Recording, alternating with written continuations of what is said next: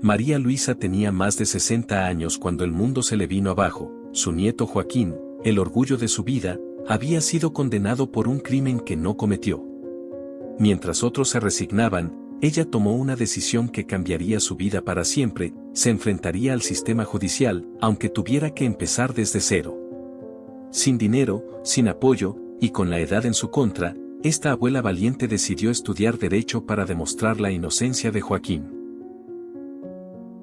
El sonido del viento sacudía las ventanas de la pequeña casa de María Luisa en el barrio de San Miguel. La mujer, de cabellos plateados y manos ásperas por los años de trabajo, sostenía en sus manos una carta que parecía pesar más que su propio cuerpo. La tinta negra sobre el papel blanco era tan fría y tajante como la noticia que anunciaba: su nieto, Joaquín, había sido condenado a 10 años de prisión por un robo que juraba no haber cometido. Los ojos de María Luisa se nublaron mientras leía por tercera vez las mismas palabras. Su corazón, un músculo que había resistido décadas de luchas y pérdidas, latía con un dolor que no encontraba descanso. Esto no puede estar pasando. No mi Joaquín. No él. La última vez que había visto a su nieto, lo abrazó con la certeza de que pronto regresaría a casa.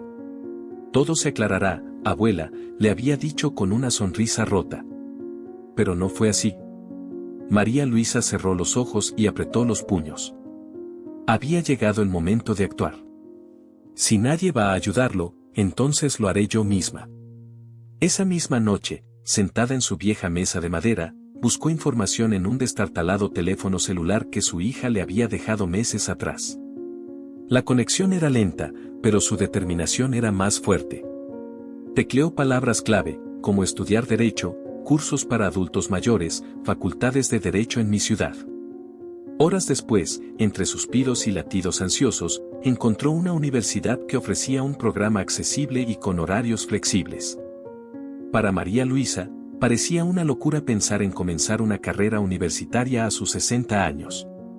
Pero nada era más importante que demostrar la inocencia de Joaquín. El primer día de clases fue como un golpe al orgullo. María Luisa entró al aula cargando un cuaderno, un bolígrafo y una inmensa cantidad de nervios. La mayoría de los estudiantes eran jóvenes, algunos apenas mayores que Joaquín. La miraban con curiosidad, otros con desdén. «Disculpe, señora, ¿está buscando a alguien?», preguntó una chica de cabello rubio y una sonrisa burlona. «No, niña, estoy buscando mi lugar». María Luisa respondió con firmeza, aunque su corazón temblaba. El aula estaba decorada con pizarras blancas y carteles que mostraban conceptos jurídicos básicos. El olor a tinta y papel nuevo llenaba el ambiente. María Luisa se sentó en la última fila, buscando pasar desapercibida. Su cuerpo estaba ahí, pero su mente estaba en Joaquín. Con el tiempo, aprendió a ignorar las miradas y los susurros. Cada clase era una batalla, pero no había enfrentamiento más grande que el que vivía en su mente, las dudas. ¿Sería capaz de entender las leyes? ¿Podría algún día ayudar a su nieto? ¿O estaba perdiendo el tiempo? Una tarde, después de una intensa clase de Derecho Penal, María Luisa levantó tímidamente la mano. «Profesor Salcedo, ¿podría explicarme mejor el concepto de debido proceso? Creo que me perdí en la explicación». El profesor Enrique Salcedo, un hombre de unos 50 años con una voz grave y mirada aguda, la observó detenidamente. Era la primera vez que alguien de su edad entraba a su clase, y aunque al principio había sido escéptico, notó en María Luisa algo diferente. «Claro, señora, ¿cómo dijo que se llama?». «María Luisa», respondió ella con la cabeza en alto. «María Luisa, el debido proceso es la garantía que asegura que toda persona será tratada con justicia en el sistema judicial. Es un derecho fundamental, ¿entiende?». «Sí, profesor, pero entonces, si mi nieto no tuvo esas garantías, ¿qué puedo hacer para corregirlo?». La sala se quedó en silencio. Algunos estudiantes se miraron entre sí, mientras Enrique Salcedo cruzaba los brazos, intrigado por la pregunta. Detrás de la voz temblorosa de María Luisa, había una fuerza inquebrantable. «Eso, señora María Luisa, es algo que podremos descubrir juntos, si está dispuesta a aprender». Desde ese momento, el camino de María Luisa cambió. Aunque el miedo seguía ahí, también comenzó a nacer una chispa de esperanza.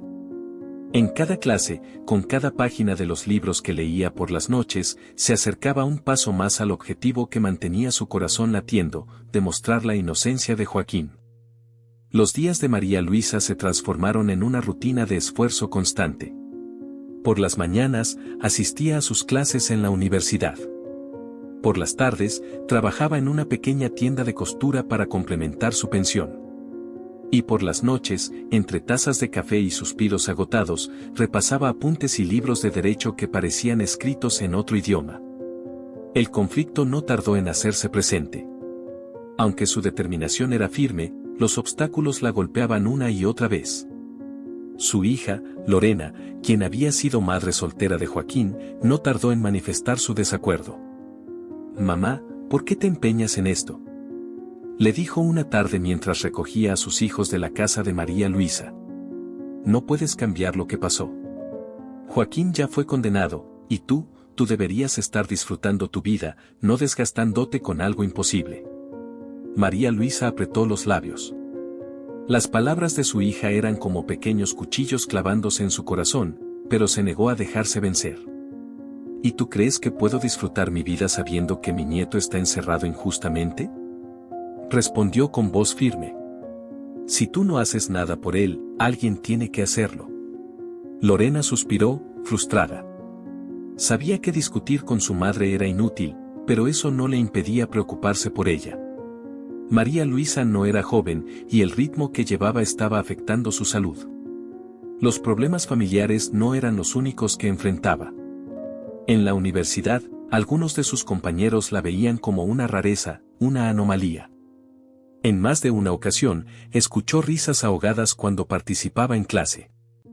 «Es una abuela estudiando derecho, ¿qué espera lograr?», murmuró un joven sentado en la primera fila. María Luisa lo ignoró. Había aprendido a convertir las críticas en combustible para seguir adelante. Sin embargo, el golpe más duro llegó un día al final de una clase. Mientras revisaba el expediente judicial de Joaquín, que había solicitado al tribunal semanas atrás, descubrió algo que la dejó sin aliento. El juicio había estado lleno de irregularidades. Testimonios contradictorios, pruebas mal documentadas y, lo más alarmante, un abogado defensor que apenas presentó argumentos en favor de Joaquín. María Luisa sintió un nudo en la garganta. «¿Cómo pudieron hacer esto?», pensó con las manos temblorosas. A medida que revisaba los documentos, un sentimiento de impotencia comenzó a invadirla. Por primera vez, las dudas se apoderaron de su mente. ¿Qué podía hacer ella, una estudiante sin experiencia, contra un sistema tan grande y corrupto? Esa noche, mientras caminaba hacia su casa bajo una lluvia fina, la duda se transformó en desesperación. El mundo le parecía demasiado grande y ella demasiado pequeña. Al día siguiente, en clase, el profesor Salcedo notó que María Luisa estaba distraída. Mientras los demás tomaban notas, ella permanecía con la mirada perdida, ausente. «María Luisa, ¿todo está bien?», preguntó el profesor al final de la clase. Ella vaciló por un momento, pero finalmente decidió hablar. Le explicó sobre el expediente de Joaquín, las irregularidades que había encontrado y cómo cada descubrimiento la hacía sentirse más incapaz. «No sé si puedo hacerlo, profesor. Quizá todos tienen razón. Soy demasiado vieja para esto». Enrique Salcedo la miró con seriedad. Sus años como profesor le habían enseñado a reconocer el potencial en las personas y en María Luisa veía algo extraordinario, una voluntad que pocos poseían. «María Luisa, escúcheme bien», dijo con un tono firme pero cálido. «Usted no está aquí para competir con sus compañeros. Está aquí porque tiene un propósito, y eso la hace más fuerte que cualquiera de ellos». Ella lo miró, sorprendida por sus palabras. «¿Qué puedo hacer, profesor? El sistema está diseñado para aplastar a gente como yo. No está sola. Yo la ayudaré. Pero debe prometerme algo, no rendirse». María Luisa sintió como una pequeña chispa se encendía dentro de ella. Por primera vez en días, tuvo la sensación de que no estaba completamente perdida. Los días siguientes fueron un torbellino de trabajo. Enrique comenzó a darle consejos y tareas adicionales, guiándola en cómo analizar los documentos y construir argumentos sólidos. Juntos, descubrieron que había una pieza clave en el caso de Joaquín, un testigo que había sido ignorado durante el juicio. Ese testigo, un joven que trabajaba como vigilante en el lugar donde ocurrió el supuesto robo, podría proporcionar la coartada que Joaquín necesitaba. Pero encontrarlo no sería fácil. Mientras tanto, María Luisa debía enfrentar otro desafío, un examen importante que decidiría si podía continuar en el programa. Era una prueba difícil, diseñada para evaluar la capacidad de los estudiantes de analizar casos complejos. La noche anterior al examen, María Luisa pasó horas estudiando, repasando cada concepto que había aprendido. Cuando finalmente se permitió descansar, su mente estaba llena de dudas. Si no puedo superar esto, ¿cómo podré demostrar la inocencia de Joaquín?, pensó mientras cerraba los ojos. Al día siguiente, entró al aula con el corazón latiendo con fuerza. La sala estaba en silencio, excepto por el sonido de los bolígrafos y el papel. María Luisa se enfrentó al examen con toda la concentración que pudo reunir. Las preguntas eran complicadas, pero cada una de ellas la llevaba a pensar en Joaquín, en su sonrisa, en su voz, en la promesa que había hecho de no abandonarlo. Cuando terminó, sintió que había dado todo lo que tenía. Al salir del aula, el profesor Salcedo la detuvo. María Luisa, ¿cómo se siente? Como si hubiera corrido un maratón, respondió con una sonrisa cansada. Pues felicidades. Estoy seguro de que lo hizo bien.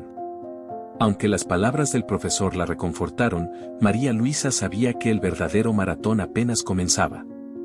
El examen era solo un paso más en el camino hacia la libertad de Joaquín. María Luisa sentía que había entrado en una montaña rusa emocional. Por un lado, sus estudios avanzaban, y con la ayuda del profesor Salcedo, empezaba a entender mejor los aspectos técnicos del caso de Joaquín. Por otro lado, cada nuevo descubrimiento en los documentos judiciales la llenaba de frustración e indignación. Una tarde, mientras revisaba las transcripciones del juicio, encontró algo que le hizo golpear la mesa con fuerza. El abogado defensor había omitido interrogar a un testigo clave que podría haber salvado a Joaquín. Esto es inaceptable, dijo en voz alta, hablando consigo misma en su pequeña sala de estudio. Esa noche, mientras repasaba los detalles del caso, un pensamiento la atormentaba, ¿y si no lograba resolverlo a tiempo? Joaquín estaba en prisión desde hacía más de un año, y cada día encerrado era un golpe más para su espíritu.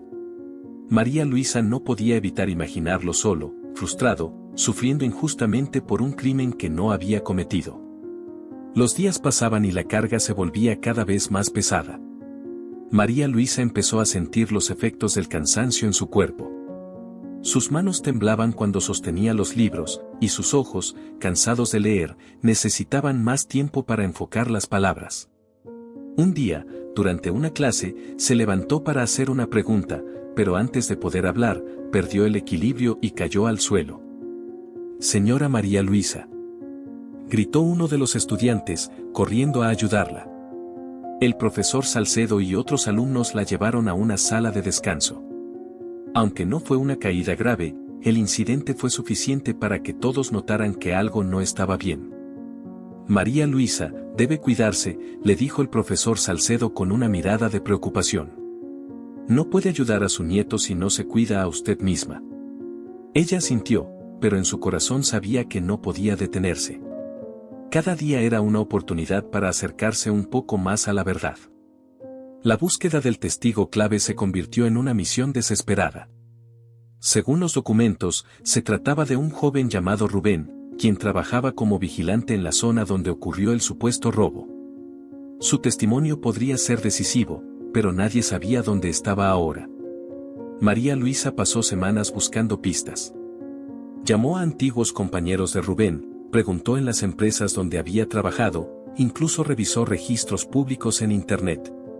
Finalmente, después de muchas horas de esfuerzo, logró encontrar una dirección. La casa de Rubén estaba en las afueras de la ciudad, en un barrio humilde. María Luisa llegó allí una tarde, con una carpeta llena de documentos y una mezcla de nervios y esperanza.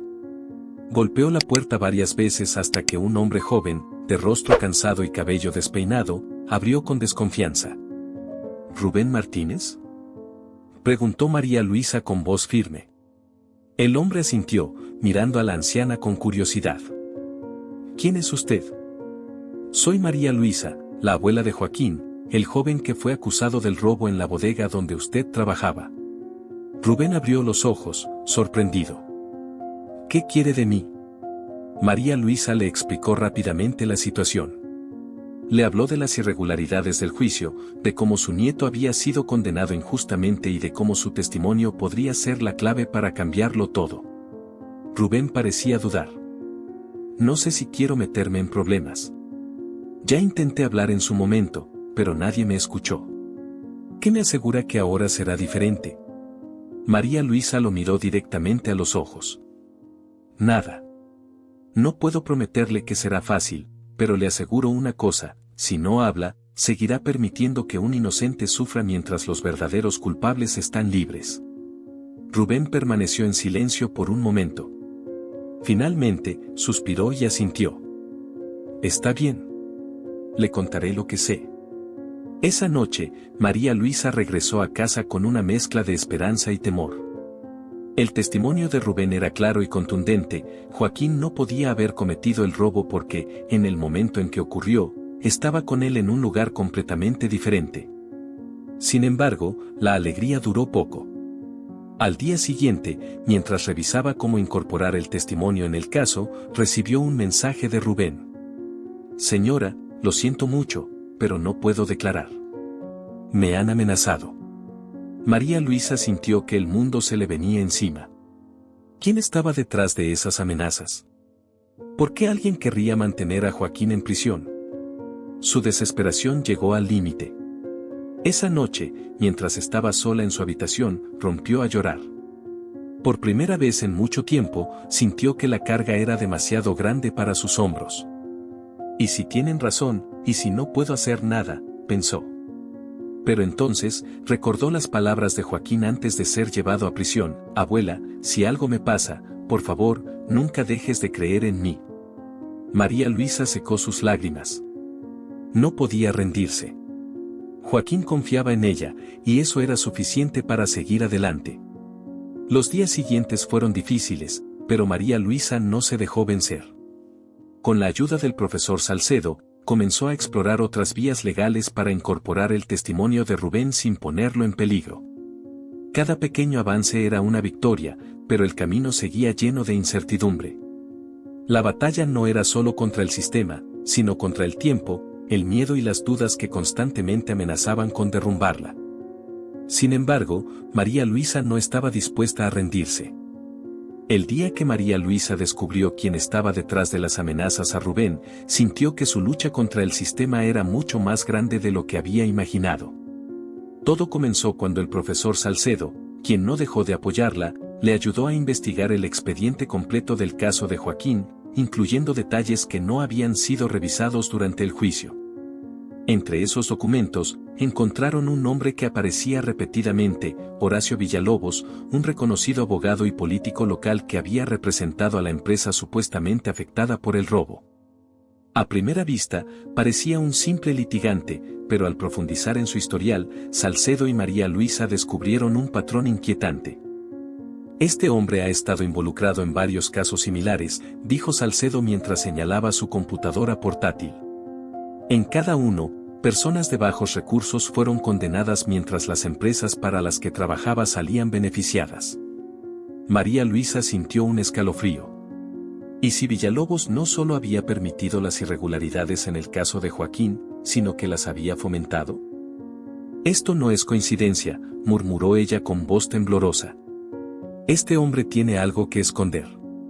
Esa misma semana, María Luisa decidió enfrentar a Villalobos. Aprovechando una conferencia pública donde el abogado daría una ponencia sobre justicia y desarrollo social, acudió al evento vestida con su mejor ropa y llevando consigo una copia de los documentos que había reunido. En el auditorio, rodeada de cámaras y periodistas, María Luisa levantó la mano durante la sesión de preguntas y respuestas.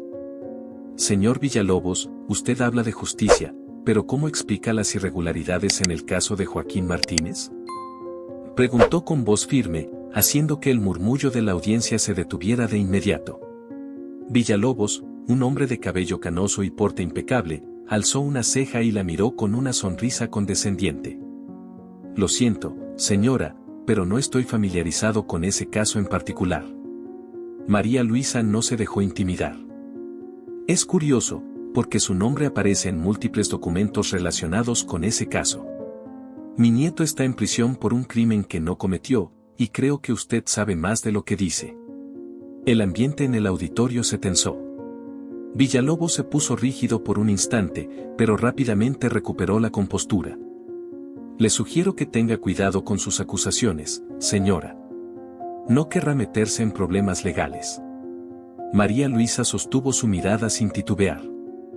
No tengo miedo de la verdad. Esa confrontación no pasó desapercibida. Al día siguiente, varios medios locales publicaron titulares sobre la valiente abuela que había enfrentado a Horacio Villalobos en público. Sin embargo, también trajo consecuencias. María Luisa comenzó a recibir llamadas anónimas en las que le advertían que abandonara el caso de Joaquín. Una noche, encontró una carta en su puerta que decía, deje de meterse donde no la llaman, o lo lamentará. El miedo intentó colarse en su corazón, pero María Luisa se negó a retroceder. Su nieto la necesitaba y estaba dispuesta a enfrentarse a quien fuera para demostrar su inocencia. Mientras tanto, el profesor Salcedo, impresionado por la valentía de María Luisa, intensificó su apoyo. Pasaban largas horas en la biblioteca revisando casos similares, buscando precedentes legales que pudieran usar para reforzar la defensa de Joaquín. Un día, mientras repasaban antiguos registros judiciales, encontraron una prueba que podía cambiarlo todo, un documento firmado por un empleado de la empresa que Villalobos representaba, donde se admitía que las pruebas contra Joaquín habían sido fabricadas. Esto es un hallazgo importante, dijo Salcedo, colocando el papel sobre la mesa. Si logramos vincularlo al caso, podríamos desmoronar todo el argumento de la fiscalía. María Luisa asintió, pero sabía que ese documento no sería suficiente. Necesitaban el testimonio de Rubén, el vigilante, para corroborar que Joaquín no estaba en el lugar del robo. Una noche, después de pensarlo mucho, María Luisa decidió visitar nuevamente a Rubén. Esta vez, no le pidió que declarara en público. Solo necesito que me cuente todo con detalle. Grabaré su testimonio y lo usaré como evidencia. Si no puede hacerlo por usted, hágalo por Joaquín. Rubén aceptó con cautela.